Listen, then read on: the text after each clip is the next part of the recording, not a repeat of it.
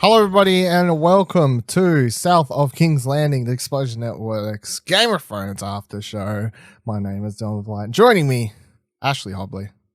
Hey, Dylan. Excited to be here to talk about episode 69 of Game of Thrones. Oh, it is too, isn't it? Yeah, I forgot that was a thing. I did Yeah. see people bring that up on Twitter, considering the... Because they didn't release the name of the episode, and it wasn't on HBO. Ah, okay. That's why. All behind all secrety stuff. So it's episode 69. It's also known as episode 2 of season 8, titled "A Night of Seven Kingdoms." Of these Seven Kingdoms, sorry. Directed by David Nutter, who also did the premiere last week, and written by Brian Cogman. This week's episode is pretty much the proper Last Supper before everything starts going to shit. We thought last week's episode was kind of this, hey, look at all these characters interacting that haven't seen each other for a long time type of thing. It seemed, looking at this one, it's like that was getting them in the door, and this episode really is the Last Supper before shit just goes off. And this episode just has this constant feel of, yeah, this is the last time you're going to see the characters have like calm conversations like this, because after this there's a lot of these characters you're not going to see again after the next episode. After this everything's going on. So while a lot happens in this episode, it's mostly just characters interacting, characters talking, not too much really big plot wise or even character story wise, apart from a couple of key things. Like a lot happens, but not a lot nothing happens. Consequential. Or apart from like character story wise, I guess a couple things happen, but like when it comes to the plot, nothing happens. Like when it comes to the plot, the only thing that literally moves forward from last episode is them arriving there, going, hey, the White Walkers run away, and then the episode ending with them on the end. That's pretty much all it moves forward plot wise. The entire episode is character driven, which I loved. I'll say, absolutely. Loved seeing all these characters intro. Now, you know how I feel about last season, fan servicey. This doesn't feel fan servicey. This feels earned. This feels necessary somewhat. And I would say that this is probably my top 10 Game of Thrones episodes of all time. I loved it from start to finish. How did you feel about it? Yeah, I feel similar. I think it's just one of those episodes where you just get to live with the characters for a moment, and the other things aren't totally important. It's just sort of delving into them and sort of living in that moment, I guess, that one night. So yeah, I thought it was really special.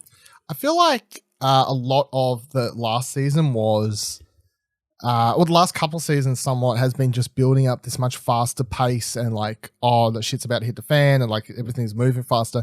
That a lot of people I saw complaining about this episode, I'm like, do you remember the first couple seasons? It was just a lot of characters talking and stuff. Like, it wasn't a very fast moving show, really. So yeah, it is pretty crazy that in a 6 episode season, last final season, where you've got all these things you need to do, they used a whole episode to do this, just to have characters talk about. But it does feel necessary, though. It feels necessary, yeah. It does. And we're in hindsight, we're going to think this is one of the most important episodes of the show, arguably. Especially when insert X amount or whoever characters die, presumably next week, you're going to look back and be able to remember some of their moments from this episode, I feel, like as their final ones. And basically every character gets a cool moment or a cool little interaction, a fun interaction for not only their character, but for the audience. Because I think that's the difference between this episode feeling fan servicey and earned and needed, and actually just making sense story-wise and for these characters just interacting with one another, compared to if it was fan servicey. I just feel like they were like all the conversations they're having feel real for those characters, I guess. It doesn't feel like, imagine if they said this or they said this thing, like, you know, like it just feels like real conversations the characters would have. Several times I laughed out loud. Several times I just smiled because, you know, like someone would say something about, or like, oh, you know, that gave me the smile. That was a happy moment. And emotional with the Brienne thing, which we'll get to. Obviously, that was nearly brought a tear to my eye. It's like this episode is just full of so many moments like this that it is just, they're just giving you this last final, oh, that's happy, oh, that's nice, and then from every episode after this through to the finale, I presume it's just going to be like, oh, like everyone I love's dying around me. Help me! Like, what do we do? So, yeah, it definitely feels like this was necessary. But then it's not to shit on the first episode because I thought the first episode was fine. You know, we talked about it last week. It was okay. Yeah, it was a good episode. It was a good episode. It wasn't fucking fantastic. It was good. It was fine. But it's like you can't get to this episode without last week's episode either. So they kind of go hand in hand, I guess. Can't have one without the other. All right, let's dive into the episode and kind of get into what happens. And by happens, I mean not happens, and by not happens, I mean stuff happens. But so the first thing we get dealt with is Jaime is dealt with rather fast after the whole cliffhanger of him and Bran just staring at one another and being like, "Oh, hey, friend, I remember you. Remember when I pushed you out of the fucking tower? Do you remember that thing that happened between the two of us?" Yeah. So the episode opens with Jaime being brought in front of the council. He's brought in front of everyone. Let's say, and at first, everyone's, as we saw in the trailer for this episode, it's like Dany's saying, you know, me and my brother talked about what we'll do to you all the time. You know, Sansa saying all this stuff, blah, blah, blah, blah, blah. But then Brienne comes in and sticks up for him, says, hey, I would be dead without you. The reason you're leaving Sansa is technically because he helped me and then I helped you, so on and so forth. And then Sansa says, well, I trust you with my life. So if you trust him, then I'm choosing to trust Jaime as well. Then in amongst all of this, Jaime says that he's there because it's where the fight is and he knows where he should be. So everything he said in that final episode last season was true, even if his sister is a lying fuck. And he says he doesn't feel sorry for anything that he did to all these people's families because he did it for his house and for love. And then when he says for love, everyone kind of looks at him like, oh, yeah, we know what you mean there. We know what you do. How did you feel about... Did you feel it was weird they just kind of forgave him so quickly, or like that was such a small I don't think they forgave him so much as they just got over it. They're practical. Yeah, somewhat practical. There's bigger concerns. I did love Bran dropping that the line from the first episode, the things we do for love. Yeah, the thing that he said right before pushing him out the window. Yeah, I just like creepy Bran dropping things from the past on people. Yeah, well, Bran's always creepy. Bran gets to be more creepy when Jaime, with his newfound freedom, goes and finds Bran, who's at the Weirwood tree. Is it Weirdwood or Weirwood? I don't know. Sorry. He goes and he apologizes to Bran, and then Bran comes back with a novizinger of saying, "You weren't sorry then." Like, got ya. It's like, yes, it is very, very true. But then Jaime asks why Bran didn't dob him in about pushing him out the tower, and Bran says it's because they would have probably just torn him apart and killed him right there and then, and that they are all going to need him for the upcoming fight, or just need general people for the upcoming fight. I felt like it was more of a general thing and more so than you particular. Like, we just need people, I guess. I don't know. That's their little interaction. Jaime then he then continues going on a bit of a tour of the force of people, bumps into Apology Tyrion. Tour, I've seen. Someone, bumps into Tyrion on his way back into town. They have a couple funny lines together. Tyrion saying, "So we're gonna die at Winterfell." Like, who'd have thought this is where it all? And then they reminisce about their original journey to here back in episode 1 of season 1, of course. Yeah, lots more reminiscing. And then Jaime's is then mid talk with Tyrion. He's like, "Oh, Brienne's over here. Let's yeah. Sorry, Tyrion. I'm not paying attention to anything. Yeah, I'm no longer paying any attention to you at all, and I'm just going to go talk to someone else right now, if you don't mind." So then he heads on over to her, and she's down there training Pod and a whole heap of other people in stuff. Train doesn't look like he needs any Pod. Pod doesn't look like he needs any more training. No, he did look like he was doing pretty well, to be fair. Yeah, you're right. He did look like he was kicking ass. And then he starts having a conversation with her. A little bit of a, how's the weather? How are you? How's the sword? And she then has a funny line where she says, "We've never once had a conversation for this long without you insulting me, so why are you talking to me?" And he... I don't know if that... is that true? I feel like the last time they interacted, there wasn't too much insulting. When they were at the Frey battle place. or whatever it was. Yeah, the outside the front gates there. I don't remember, to be honest, but I do know when they were like in each other's captivity and stuff, it was very much back and forth, like banter. That's one way to put it. So I don't know. I can't really remember the last line that he said to her the last time they saw one another. But I'll take your word for it, Brienne. Yeah, sure. We'll trust you. He then asks her though to lead him into battle because she says that she's going to be leading the right flank or whatever it is in the battle. That's one of the flanks. One of the flanks, and she's like, "Oh, we've got this hill up here. I reckon we can do this." And he's like, "Yeah, sounds good. Can you lead me into battle? Like, I might not be much use to anyone these days, but I would be honored if you could lead me into battle." So that was the first of a couple nice moments that he actually has with her throughout this entire episode, I guess. Like, this is the start of it. Then we cut to Dany, who's upset that Tyrion failed her in believing his sister, and she's thinking he's a bit of a idiot. And Tyrion, even with the conversation he was having with his brother just before, was saying that he reckons he's going to get fired and, you know, all these sorts of things because he's an idiot. But then Jorah comes through, talks to Dany, explains that you should forgive him. I didn't like him. I hated the time I spent on that boat with him. Wouldn't shut the fuck up. Blah, blah, blah, blah. I wanted to throw him off the edge. All these sorts of things. I was so pissy when I found out you made him your hand. And she's like, well, you weren't around at the time, to be fair. And he's like, yeah, whatever. And he's like, with all that said, you should still keep around as a hand. And then she's like, but why? And he says it's because he's smart, but he's also smart enough to actually learn from his mistakes. So that was nice, Jorah, to stick up for Tyrion a bit here instead of just throwing to the wolves, even though pretty much we've always seen those characters butt head quite a bit, I'd say.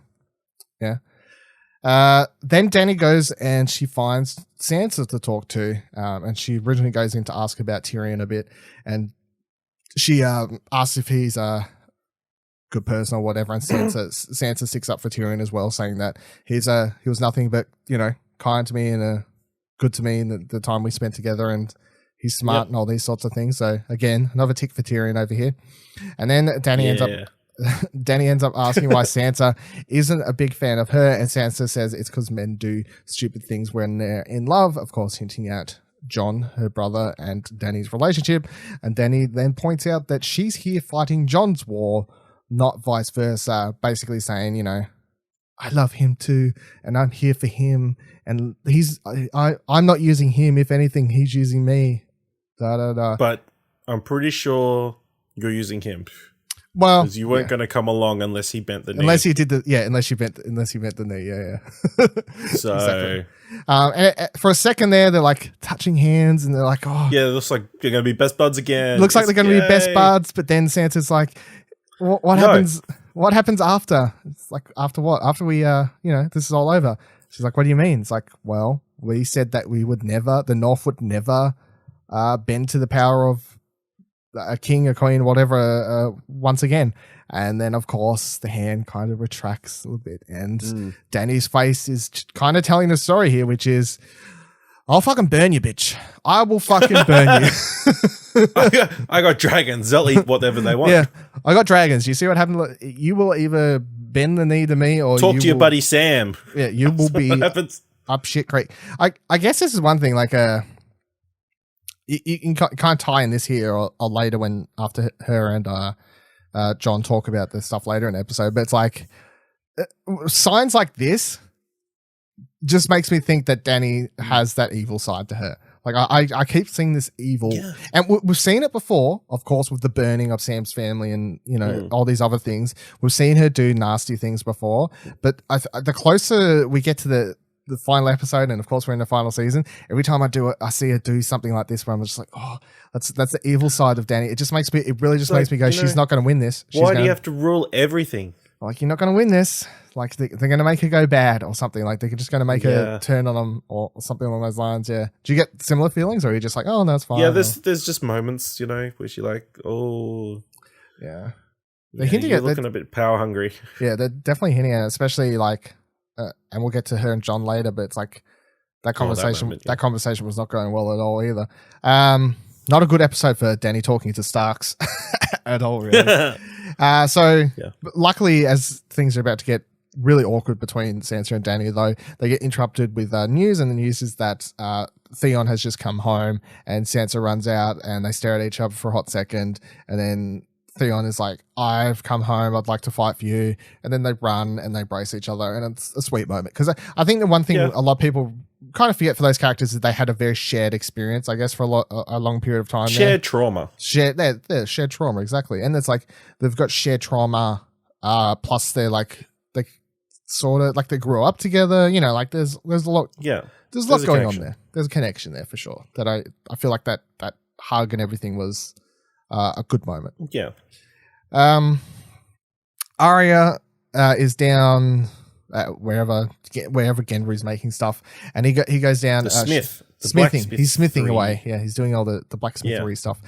She goes down. Where's my weapon? Yeah, she goes down. She's like, A, where's my weapon, motherfucker? You're slow as shit. And B, tell me about these White Walkers and how do I kill them?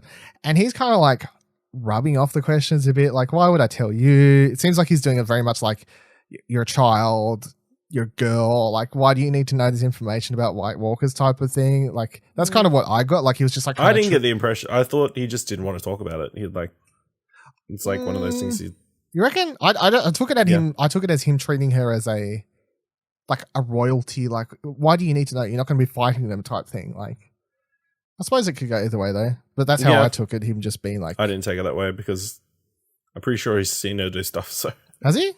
I don't think he's seen her do anything.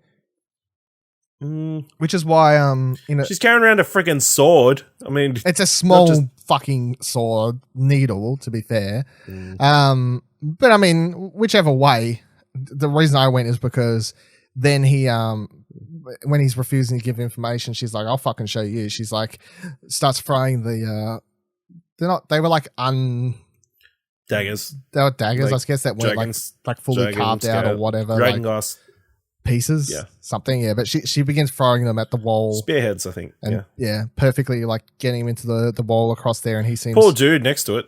Yeah, he gets scared off, he runs away. That was quite funny. And she's like, I couldn't aim at something where nobody was. Yeah. Jeez. No.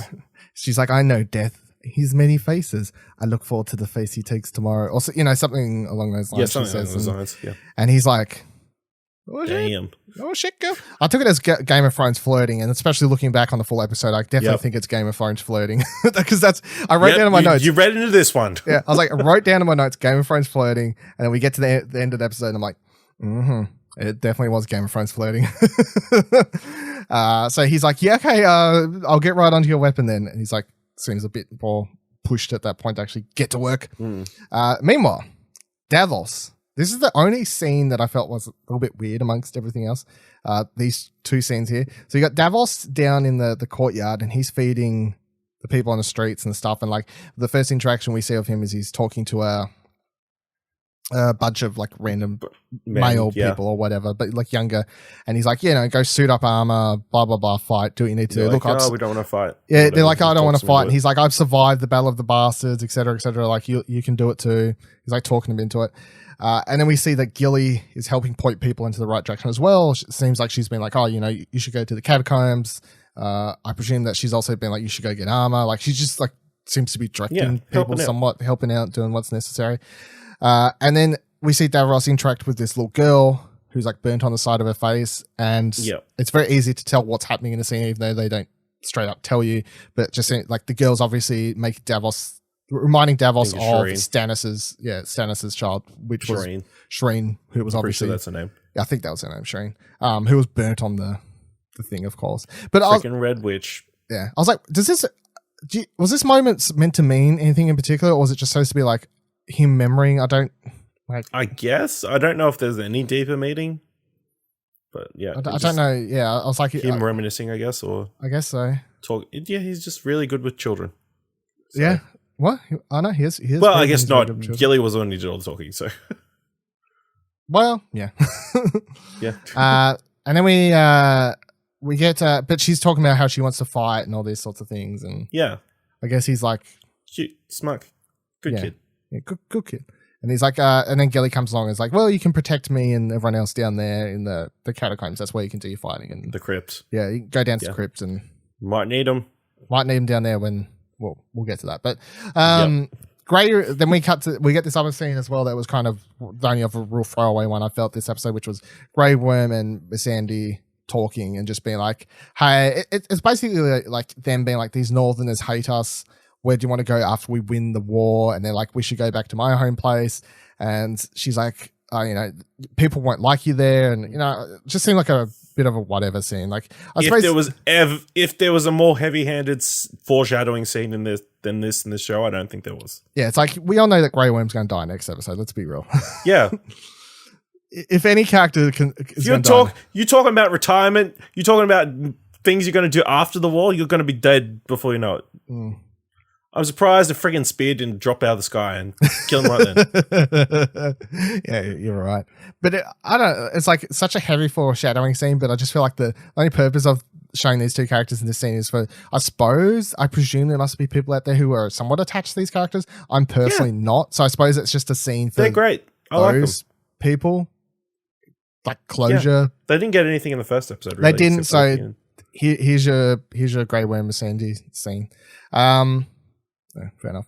And then we get Tormund and crew arriving. They have managed to sneak around the army of the dead and make their way to Winterfell in time ahead of the Night King and co. And they give the news. They're like, hey, well, actually, firstly, there's a funny scene where Jon runs in and he's trying to give a big old hug to his to Ed, to Ed, whatever, Ed.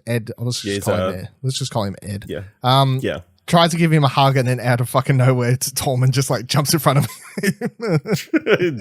Tackles him pretty much. I mean, Tormund gets a lot of funny scenes this episode. From the moment he's on screen, he's doing quite well. But once again, talking about like the humor level, like from episode 1 with the dragon thing that seemed out of tone with Game of Thrones humor, this seemed like normal Game of Thrones, like Tormund humor. That we've sort of seen before, so that was fine. But he says, Night King will be here by the time sun's up tomorrow. So we're all pretty much fucked. What do you want to do? What do you want to do? So they all get together for this battle meeting, and Jon starts explaining. Cool. It's kind of funny. This the battle meeting scene. Yeah, I liked it the way it was shot, and like they had all the figures on the table and stuff. If any, it reminded me of Dragon Age Inquisition, because between missions you'd go to a table in a room exactly like this and like plan out what you was going to do. A lot of people might not get that reference, but either way, for those that do.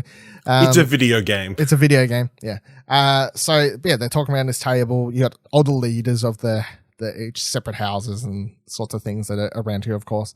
And Jon the important characters. All the important characters, yeah. All the ones that are going to die next episode. Jon explains that there's way too many of the army of the dead. There's a fair amount of us, but there's no way we can take them on. Plus, they've probably picked up more people on the way from the wall, from all the other... places that they've gone through, like the place that they went through in the first episode, Tormund and crew went through. So the army's going to be a lot bigger. So of course he's right. The army is going to be ridiculous. There's no way they can win. But he says what they should try and do is kill the Night King, because he's presuming the fan theory. I mean, it's the same theory that fans abide to, which is that if the Night King is killed, then the rest will presumably drop dead. Die. Like he's the... Re-die. Yeah, re-die, I guess.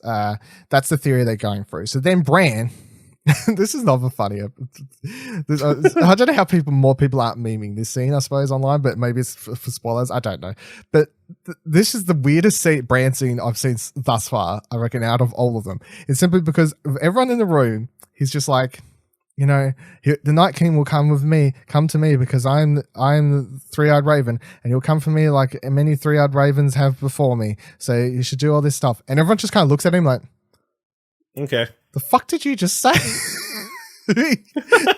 And then eventually I think Tyrion's like, why? What? Why? But everyone's just kind of looking at him and saying this. I'm just like, it's the most like Bran sentence of gobbledygook words that no one's ever like, yeah. What are you again? Like what? Three-eyed what, mate? Like what is your deal? I think at this stage, because it's the last season, they have no time to like build up characters understanding what exactly Bran is. So now it's just like Bran's in this weird position where a lot of characters interact with him and go, I do not understand if characters actually believe Bran, or they're just like, yes, crazy child.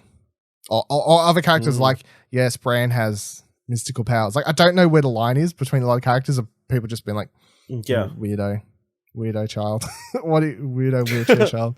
Yeah. So that's his plan. And then Bran's like, well, if that's your plan, what we should do is park me over at the Weirdwood Tree, whatever it's called, and use me as bait. And at first everyone's like, that's a bad idea. But then everyone comes around and is like, no, it's not right because we'll try and have people close. So then when the Night King comes close. Theon's like, I'll be near him. I'll protect him. Yeah. That's a guaranteed. Yeah. I'll win everything.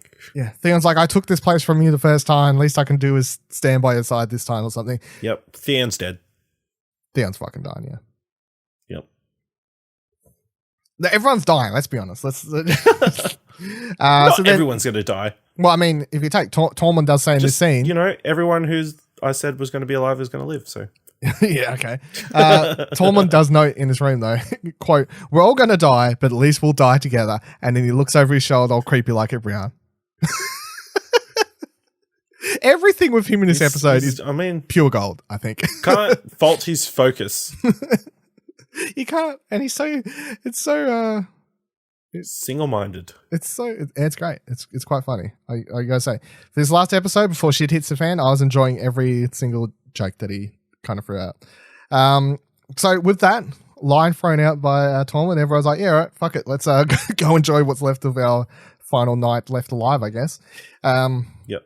Sam and Jon head up to the top of the castle wall, I guess, and they're discussing how Jon hasn't spread the family news just yet, and then you have a Ghost is in the background because whoop! In case you forgot that Ghost hasn't been around for like 2 seasons or something, but clearly Ghost is going to do something next episode. I remember there was an interview before the season started with the special effects person, and whoever, I think it was an E-Online interview, and it was like, is Ghost going to be in this season? And it's like, yeah, Ghost shows up for a couple episodes or something, but like the reason we don't use them so much is because special effects, and you know we use real dogs as stand-ins, so that's like practical thing, and that's annoying, and blah blah blah blah. And apparently they was originally going to use Ghost in the Battle of the Bastards, but then it became too hard for them even to have him there, and that really annoyed me because then I kept thinking about that Battle of the Bastards and having Ghost like charge in at people. I'm like, fuck, that would have been cool. That would have been cool. But it's kind of just, you've had 2 years. Give us Ghost battles, like Ghost in battle.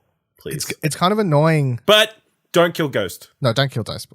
Please don't kill Ghost. It's kind of jarring, though, how weird it is just to see him there. Because it's like, it's been so many seasons without seeing him. I think people have said he looks smaller. Special effects. Maybe they just could, the dog was too small. Between the elephants and the dog and stuff like the CGI budget for this season. Yeah, animals, man. Animals. They put no animal budget in the CGI.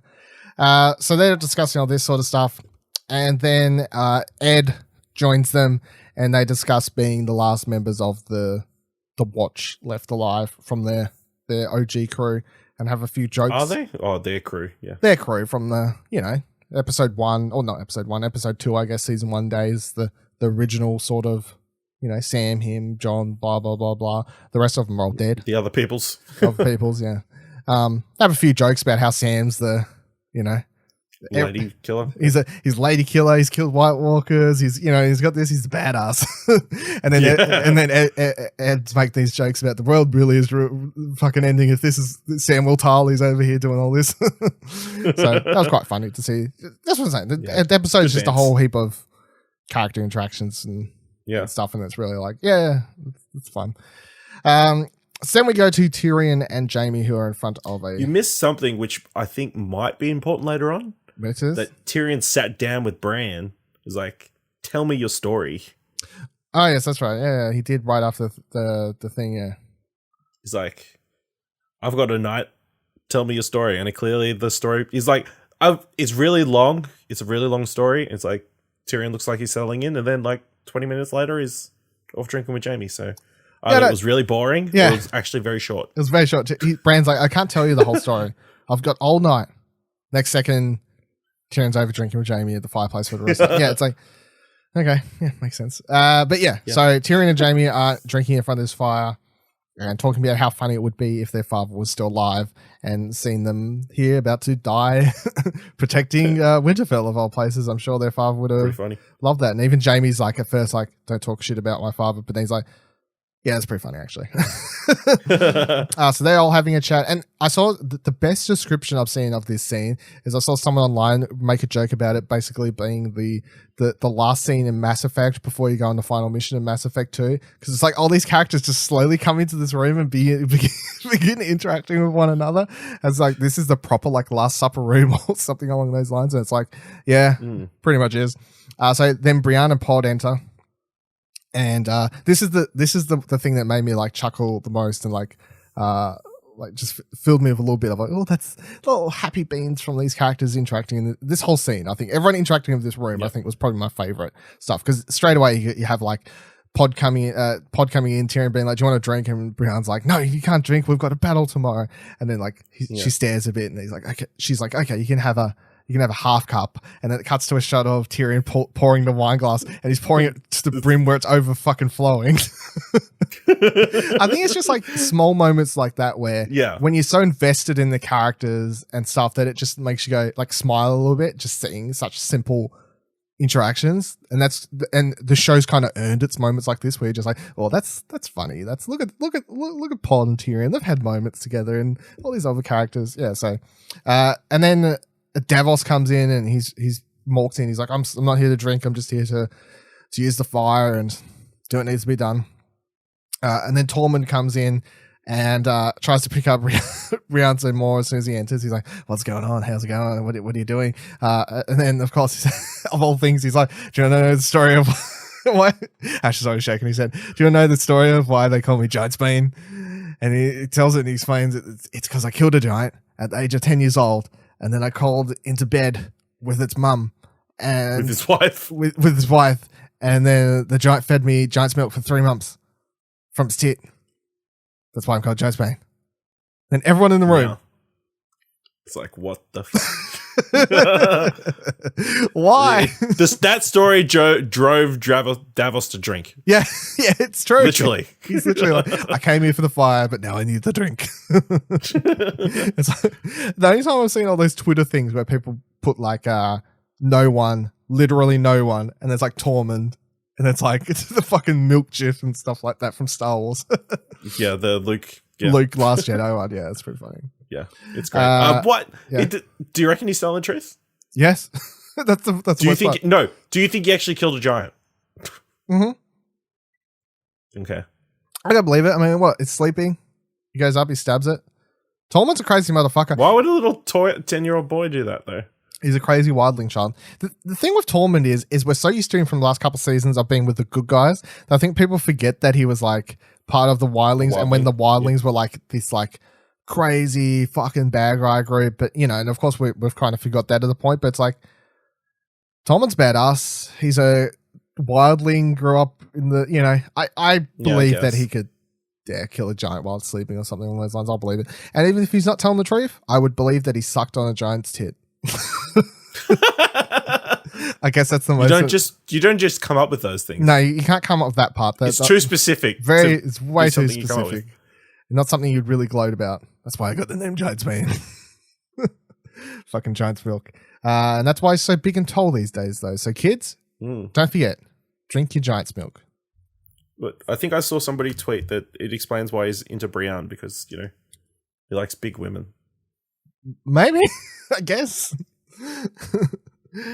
So then Tyrion begins pointing out how funny it is that pretty much all of them have fought against the Starks at one point or another in the room, which is true. They all kind of have at one point or another, so that's pretty funny. And then starts riling off everyone's battles. It's like, Sir Blada Blada, the Battle of whatever, Sir Blada Blada, the Battle of whatever. And then he actually accidentally says Sir Brienne. It's like, oh, sorry, you're not a... You're not a knight. Awkward. Sorry. Hashtag Orkies. And then Jaime is overpouring a drink and he's like, yeah, but... well, first, like, Tormund asks, like, why the fuck can't you be a knight? And she says, women are allowed to be knights. And he's like, if I was king, I would knight you. I'd knight you 10 times over. Yeah, I was like, oh, Sexual God. innuendo. Yeah, it's like subtlety 0. Yeah, the subtlety on that one, Tormund. Come on, step it down. Like you went all the way up here with the giant's tit drinking stuff, and just you got to take the subtlety down from that. You got to bring it back down, bring it down a little bit. But yeah, then Jaime's like, well, anyone like a knight can make a knight. There's no. That's how the rules work, apparently. And as soon as he said that, I was like, oh, because it's like such a character. This is the biggest like character thing of the whole episode, of course, I feel. And overall, the thing is, and well, I'll bring it up at the end if I remember, but I'll put it in there in case I forget. This episode is very heavy on female empowerment. Very heavy on female empowerment for a show that has often treated its female characters like dog shit. And like that's part of the story to a point, I guess, but it can't be helped somewhat. But it's like most of the female characters in the show, of course, like even Sansa, just like what she went through and all these sorts of stuff. It's like it's good to see some of them get wins finally, I guess. Yeah. But Jaime walks over to the side, pulls out his sword, and says, "Kneel, Brienne, Tarth." And she kind of thinks about it for a second. At first, I thought she was going to be like start arguing against it and be like, no. But I'm glad she didn't. She just gets over. Accepted it. Yeah, accepts it. Walks over, kneels. Jaime does the inner kingdoms, blah, blah, blah. Like the spiel or whatever it is. Nice speech. Side by side. And then says, "Rise, Sir Brienne of Tarth, Knight of the Seven Kingdoms." And it's like, Brown's going to die next episode, but come on. But in that moment, she was, yeah. Well, I'd say also like, it's the strongest character piece in the entire episode, and it's like after everything she's been through and like how much she would want to be that, and like for her to finally get it, it's just such a huge emotional thing. But then I'd also say just on an actor thing, like how well Gwendolyn Christie plays the whole scene, I thought was also quite fantastic, because you can tell how emotional she is. Yeah, but she's also, you can tell that smile at the end. Yeah, exactly. Like you just like to see that tearing character. Up. It's great. Yeah, to see that character that happy, it's like, oh, you've earned that too. Like, yeah, like 100% earned that. So yeah, that was the one scene where I was like, Serbian, oh God, help us, please. Yeah, it was great. Absolutely fucking fantastic scene. Outside, Lyanna Mormont is arguing with Jorah about going into battle, and Jorah's like, no, you can't go into battle. You gotta like, you're the leader of the house, blah, blah, blah, blah, type of thing. And then she's like, fuck off, cousin, I'm doing it. And he's like, okay, I guess, like, you're your own 8-year-old woman, but do what you need to do what you need to do. I mean, you think she's not going to take down a bunch of White Walkers? She's going to fucking take out a bunch of White Walkers, and she's going to live. Yeah, it's going to be great. She ain't dying. Arya's going to be impressed. Arya's going to be very impressed. I wish I was Lyanna Mormont. Yeah. It's just Lyanna Mormont being fucking badass again. Continues to. Ever since they introduced her in the show. What do you think? I think she's going to have like a massive axe. That'd be cool. Like oversized Final Fantasy-like axe. She just swings around. I know. I hadn't really thought about it, to be honest, but that would be cool. Yeah, I'd be down for it. Yeah. I really hadn't thought about it, but yeah, no, that'd be cool. But this is what I mean. This is another like scene of her. She's just like, "Now, fuck you. I'm going to battle." There's like another moment for the females of the Game of Thrones universe, like, on top of another one. There's another one which we'll get to in a second. But then Sam comes out as Lyanna's leaving and gives Jorah his Valyrian steel sword that he's like, here. Use this. Good on you, bro. Use it. And Jorah says he'll swing it proudly in battle. I was like, cool. Good on you, Sam. Good on you, Sam. Yeah. Good on you. Smart. Not using that sword if you can't use it. No, exactly. Give it to someone who can use it better. Good on you, Sam. Yeah. Smart kid. Good inventory management. Yes. Which is what his job was. So yeah, that makes sense. So then Arya finds the Hound up on the wall there somewhat. The Hound's just sitting there drinking his life away. And Arya sits down and he hands her a drink, and she begins drinking, and then they just kind of sit there for a couple of seconds, and then the Hound says, "You never used to shut the fuck up, now you're just sitting here like a mute," which was quite funny, I thought. Yeah, it was. It was. Then they have a little bit of back and forth about, she's like, why are you even here? Like, you've never fought for anyone but yourself. And he's like, yeah, but, you know, we're all fucked. I fought for you. Yeah, I fought for you, and that I fought for you, didn't I? She's like, yeah, I guess you did. That's true. And then Beric turns up, and Arya kind of looks at him and is like, yeah, you was on my list. So you two have fun, and I'm just going to leave. And then Beric stays with the Hound. Oh, that's kind of old. Yeah. that's what I took to see. Yeah, they have a bit of banner about, you know. Because the Hound's like, wasn't he on your list? Him dying 19 times, but yeah, only to be thrown off the wall by the Hound. Yeah, he's like, I'll fucking throw you off this fucking wall. See how the Lord of Light likes that, bitch. Yeah, that was pretty funny, actually. So then she heads off and she goes to do a whole bunch of arrow practicing, shooting, and then is found by Gendry, who gives her her weapon. Now... That's sort of a callback to the first episode, because she was practicing. She was practicing her stuff when he Tyrion shows up, don't he? Oh no, he shows up? The whole Baratheon party shows up. Yeah. Now her weapon, what do you think of her weapon? It's a callback to her time with the whatever they're called, I guess, with the sticks. Except they're blades instead of ends. So yeah. I thought it looks cool. I feel like we haven't seen exactly how it fully uses, because remember, like I don't know if that the internet's diving into, as I said in episode 1, where people thought it was going to pull apart to 2 parts. That could still come true, but I just feel like there's going to be a little bit something more to it. Like clearly, the illustration of what she wanted was clearly 2 bits. So. Yeah, but I was like, is it meant to be 2 bits formed into one, or is it actually like people were saying like 2 parts that can pull apart?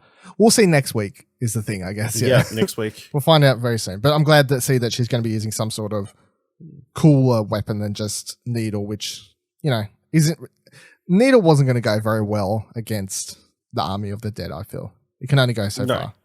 One-on-one battle, maybe. Yeah, but we're going to take out so many people. Probably not going to go the full thing.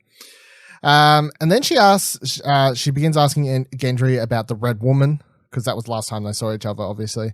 And then he explains that he's actually Robert Baratheon's bastard, and that's why she wanted him and took him. And then Arya's like... a bunch of leeches on him. Yeah, he's like, I put a bunch of leeches on me, did a whole heap of weird shit. It was pretty fucked up. And then she's like, well, did you fuck him? Did you fuck her? And he's like, what? And then she's like, well, how many, before all that, back in King's Landing, how many women did you sleep with? And he's like, I didn't count. And she's like, you did count. He's like, all right, I did count. It was 3. And then she's like, okay, well, I want to do the sexy times before I die. And then they proceed to want to do the sexy times. Then they proceed to get it on. So I thought this was a great scene. The internet's having, it's cool. The internet's having problems with it. Lots of problems with it. I feel like it's the most talked about scene, which is really like, I somewhat understand. It's overshadowed. I somewhat understand kind of where people are coming from, but at the same time, I'm just like, why is this like? I don't know. I know people's problem with it. I can understand where people are coming from. I mean, you've seen this little girl grow up from being a tiny little girl to being banging Gendry. But so my argument would be, why is that any different than like watching? It's kind of awkward, like watching your little sister as well. Yeah, but why is that no different than people who are okay with like people like fucking Hermione Granger or any other person? You know what I mean? Kristen Stewart. Yeah, but they were all young actresses who people are now okay with, like. But they weren't playing that same role the whole time.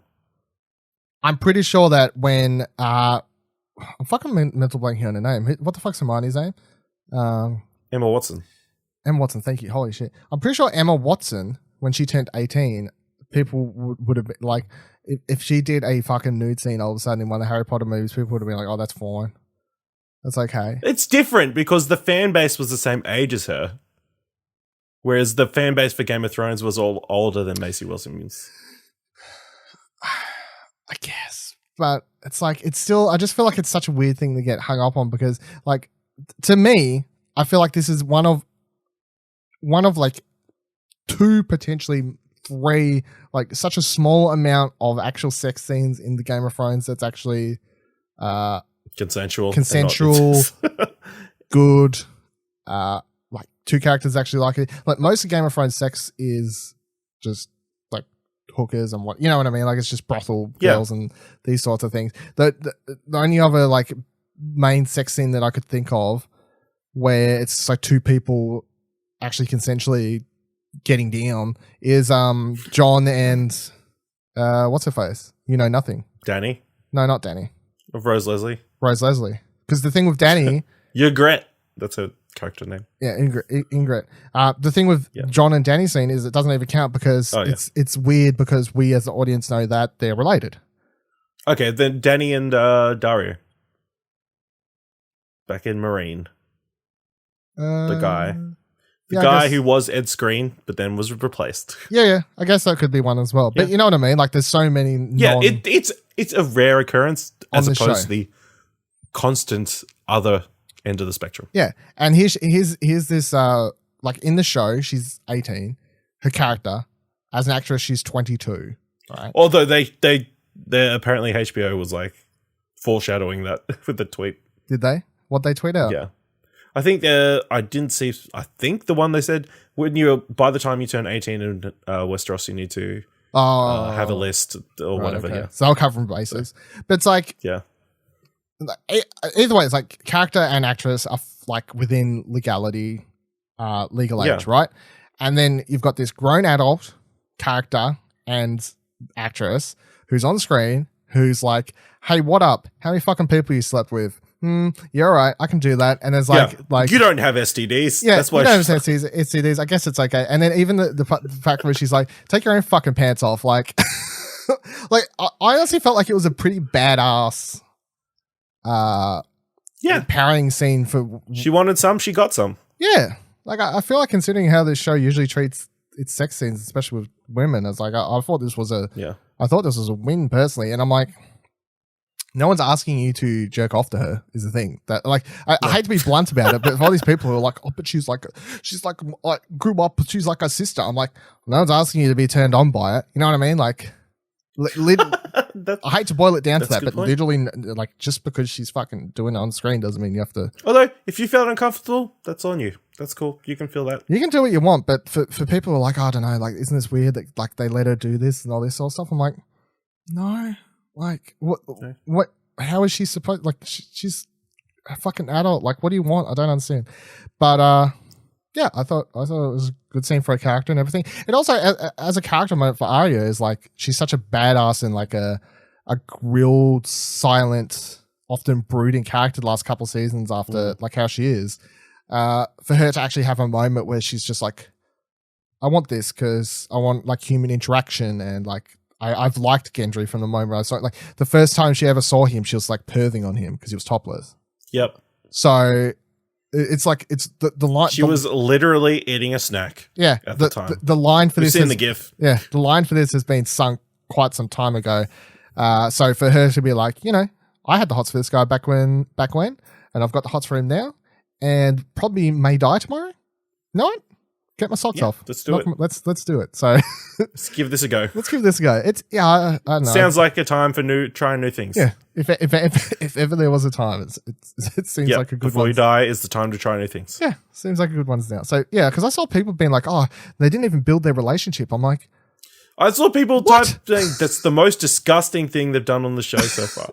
But they're fucking they're okay with her like chopping people's heads off and all these sorts of things. They're like, it's okay for this little girl. She's like my sister. I grew up. She's like my sister. I'm like, so it's like you're okay for this girl who you consider to be your little sister to be like. Although to be fair, time is weird. We don't know how long time's gone on. No, either way, I'm just like Gilly's baby's still a baby. Yeah, I mean, yeah. It's one of those things. Like if you're weirded out by it, okay. But as I just said, no one's asking you to fucking jerk off to it. And I thought it was a powerful scene for the character, so that's where I fall on that. Please let that be the bit that you cut out to use for socials this week. No one said you had to jerk off. Well, it's true. You know what I'm saying? Like these people are acting like it's fucking. You're putting it on yourself. Anyway, so we go back to Tyrion. He's asking around for a song. He's like, "Hey," anyone goes, "I'm fucking pissed as, bro. Does anyone have a song that they can sing a song?" And everyone's like, nah. And then eventually we get around the pod and he starts singing this song and we get a sad montage. And this is the moment in the episode where it really is like the episode drilling home, like, this is the calm before the fucking storm. Because you got this song playing, you got pod singing, and you're just going to feel sad now. Yeah. And then also... I got some pipes. Yeah, he does, yeah. And then also, if you haven't watched it, did you watch the Florence from Machine thing? Yeah. So if listeners or viewers haven't, there's so Florence from Machine did the full song, which Pod's singing, which is called Jenny and the Old Stones. You can find it on the Game Jenny of the Old Stones, sorry. Which you can find on the Game of Thrones YouTube, or just, obviously Google it. And it's a sad as fuck song, and it's a lyric video that has a heap of montage parts throughout the entirety of Game of Thrones time. This scenes from this episode, so it would be spoiler if you hadn't watched this one, but of course you have. Yeah. But it's got scenes from this, scenes from season 1, all sorts of things, and it really just sets the mood as like it is the tone setting piece of this is it. This is the final episode before shit is on its way towards the finish line, and the next few episodes you aren't even fucking ready for what's going to happen.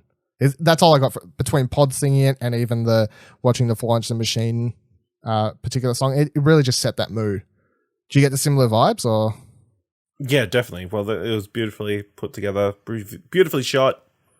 Pod's voice was great, even though it's not quite Florence and the Machine. It's still good. Florence Welch, yeah. So it was really good. And apparently people are reading into the song probably more than they should. I think they're reading into it more than they should, yeah. Because he was just singing the song. Yeah. And they're like, apparently the song's from the books as well, so. Oh, nice. But they just added the music to it, that's all. Nice. So. It's cool. Yeah. It's a cool little trivia behind the scenes type thing, but yeah.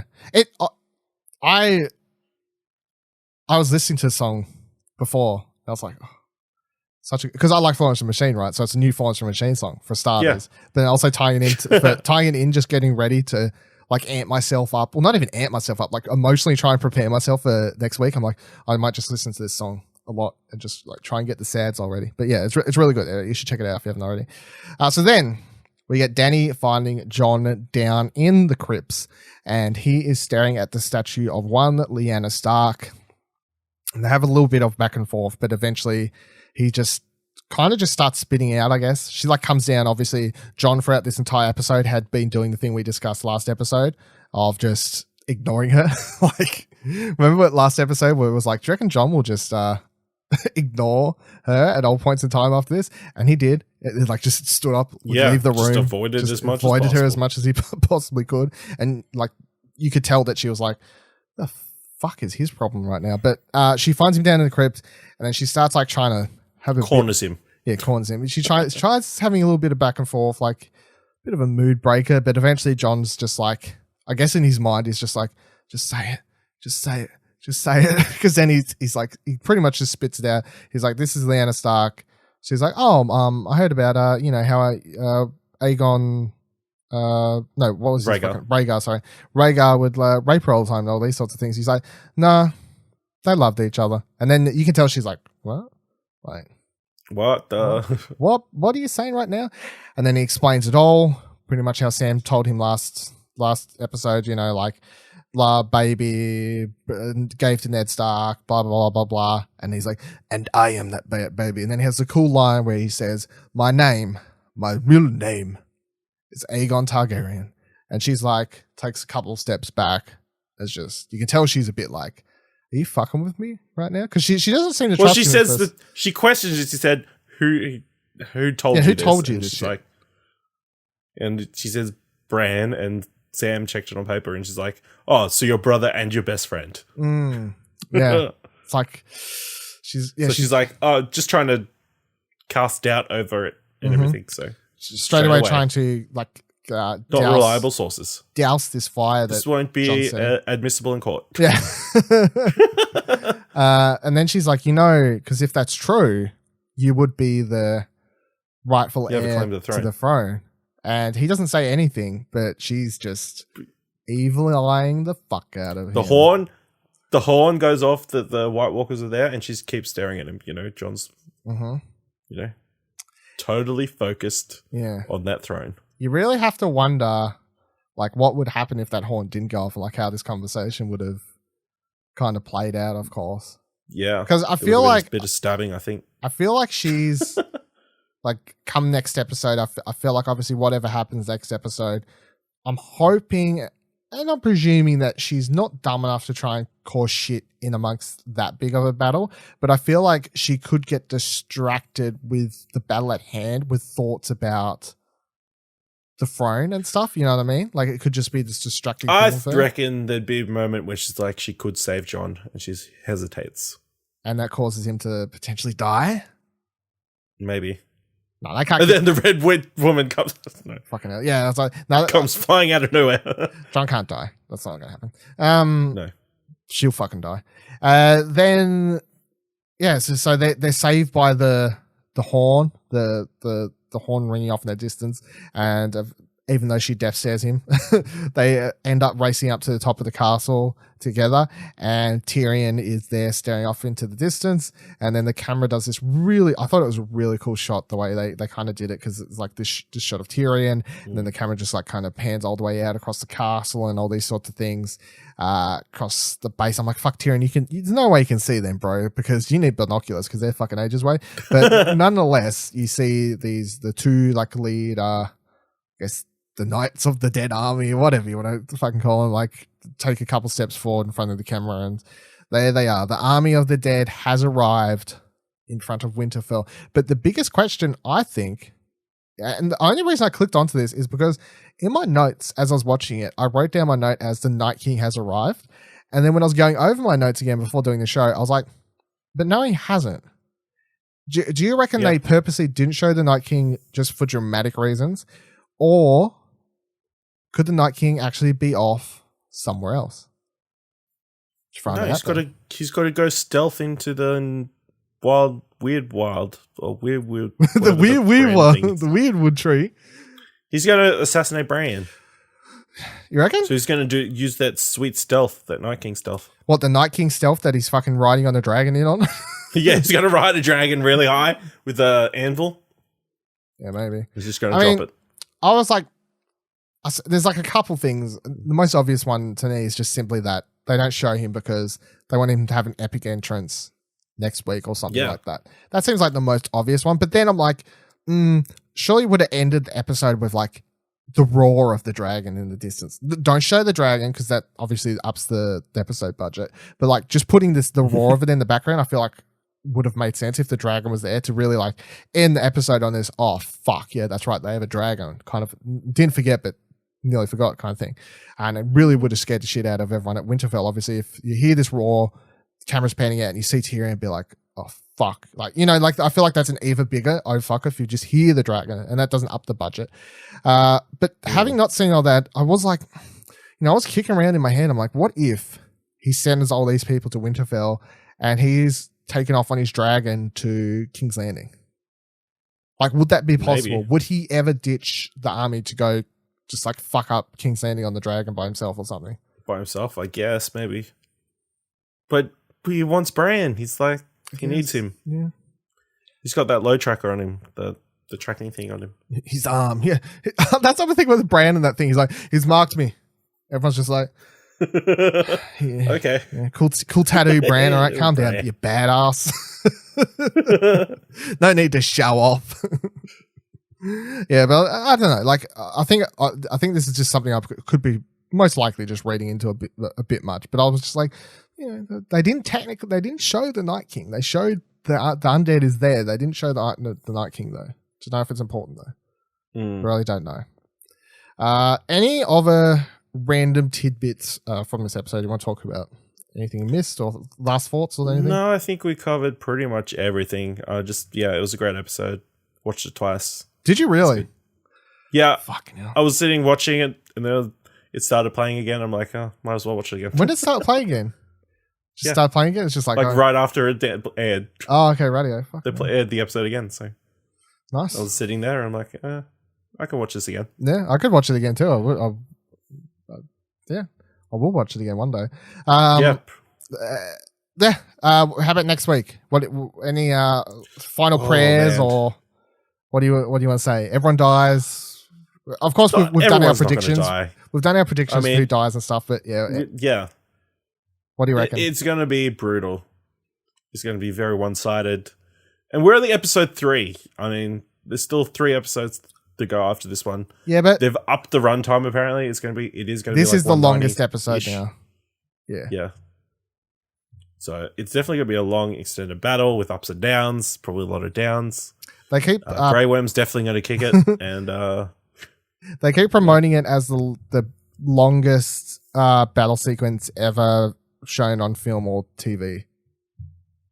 Yeah, they were comparing it to Lord of the Rings and stuff. Yeah. So, They're bigger than the Battle of Helm's Deep, they were saying. Yeah. So the big words. Maybe Winterfell falls.